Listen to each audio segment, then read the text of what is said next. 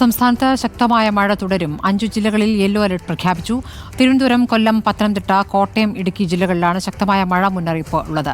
സുനിഷ അയലൂർ വിവരങ്ങളുമായി. സുനിഷ, പലയിടത്തും മഴ തുടങ്ങിയിട്ടുണ്ട്. എവിടേക്കാണ് ശക്തമായ മഴയ്ക്ക് സാധ്യതയെന്നാണ് മുന്നറിയിപ്പ്?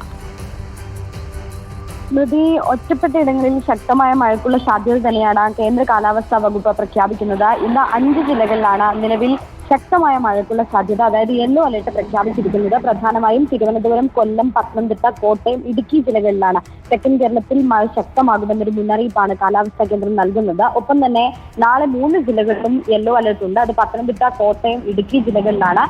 വരുന്ന ദിവസങ്ങളും തുലാവർഷം ശക്തിപ്പെടുമെന്നതാണ് കാലാവസ്ഥാ കേന്ദ്രം നൽകുന്ന മുന്നറിയിപ്പ്. ഒപ്പം തന്നെ ശക്തമായ കാറ്റിനുള്ള സാധ്യതയുണ്ട്, ഇടിമിന്നലിനുള്ള സാധ്യതയുണ്ട്. അതുകൊണ്ട് അത്തരത്തിലുള്ള ജാഗ്രത പാലിക്കണമെന്നൊരു നിർദ്ദേശം കൂടി മലയോര മേഖലകളിലുള്ളവർക്കും തീരദേശത്തുള്ളവർക്കും ഒക്കെ തന്നെയും നിർദ്ദേശം നൽകിയിട്ടുണ്ട്. ഉയർന്ന തിരമാലയ്ക്ക് സാധ്യതയുള്ളതിനാൽ മത്സ്യബന്ധനത്തിന് നിലവിൽ വിലക്ക് ഏർപ്പെടുത്തിയിരിക്കുകയാണ് കേരള തീരത്ത്.